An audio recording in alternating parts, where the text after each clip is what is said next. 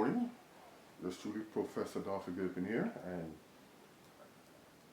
at this moment, we'll be looking at some of these IPCs that we haven't looked at in a long time. These are the elements drawn on special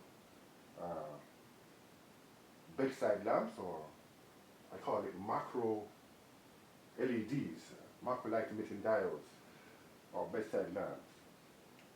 And what happened is that a couple of years ago, about 3 years ago or over, I synthesized the periodic table, about 2 periodic tables, which was upstairs. That was before going to California. I was upstairs, right on downstairs in the lecture theater.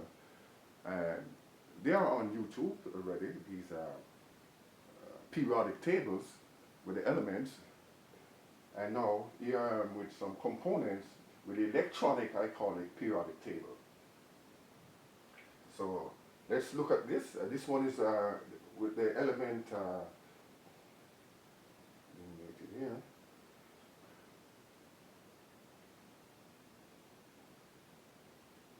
So it's still opaque.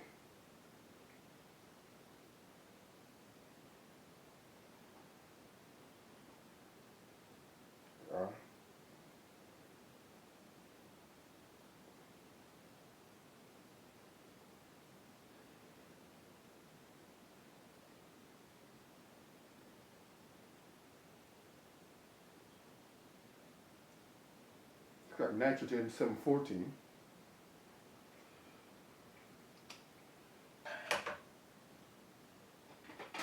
And I removed the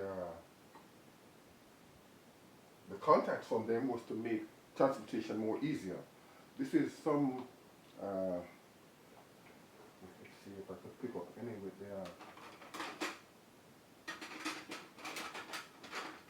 all of these, the contacts are removed. Let's get this one here. Let's see what we have here. Yeah, this is some compound.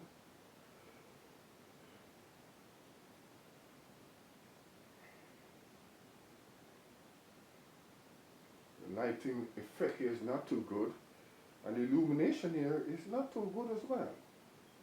So,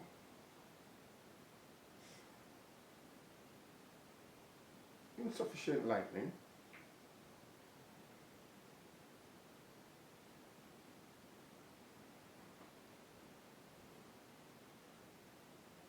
And you know, this is what we call the effort of the electronic periodic table, the IPC, and also the electronic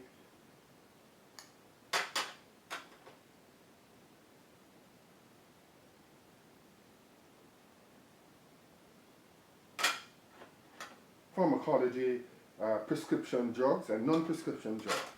They are drawn on these bedside lamps,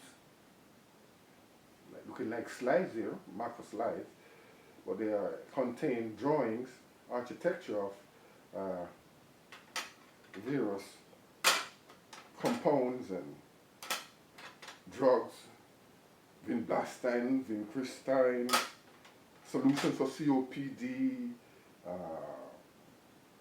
penicillin, amoxicillin, augmentin, acyclovir, ketoconazoles, and all.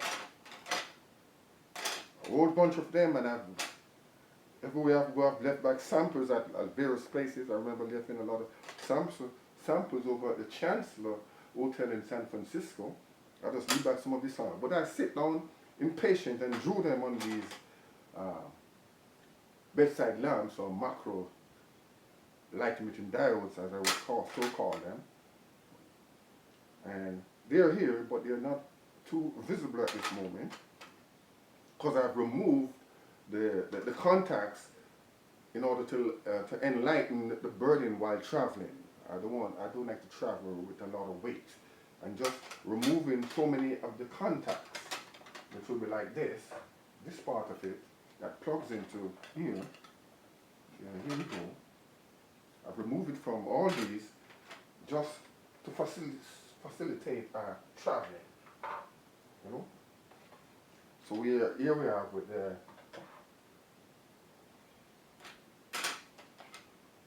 and we have a lot of anesthetic, dental anesthetic procedures here, Novocaine and Xylocaine and all the rest. Solutions for COPD, as I said, amoxicillin, augmentin, penicillin, ketoconazoles, so solutions for obstetrics and gynecology,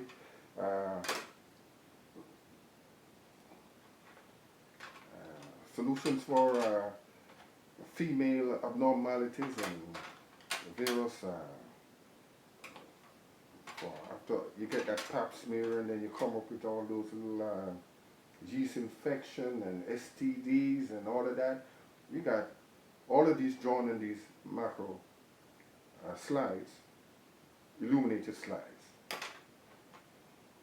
And some of them just contain the bare elements to signify the synthesis of the periodic table, the electronic periodic table as I would call it. The normal periodic table was synthesized upstairs about 3 years ago, and you could find it on YouTube. Now this is the electronic version of it.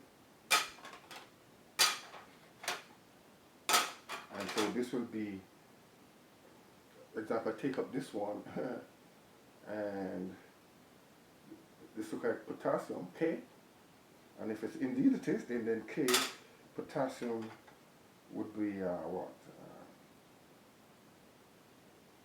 Sodium is 11, atomic number 11, and atomic mass would be 22. Magnesium would be 12, atomic number 12, and atomic mass about 24. So, all of that.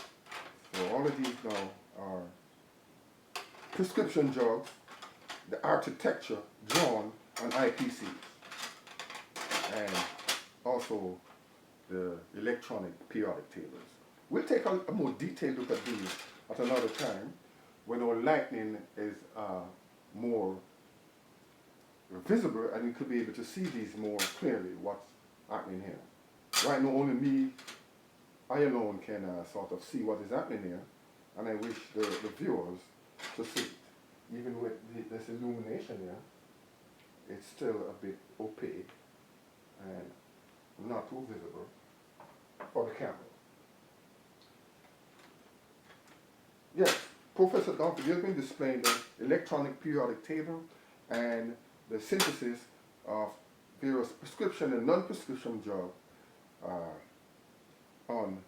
drawn on macro light emitting diodes or bedside lamps.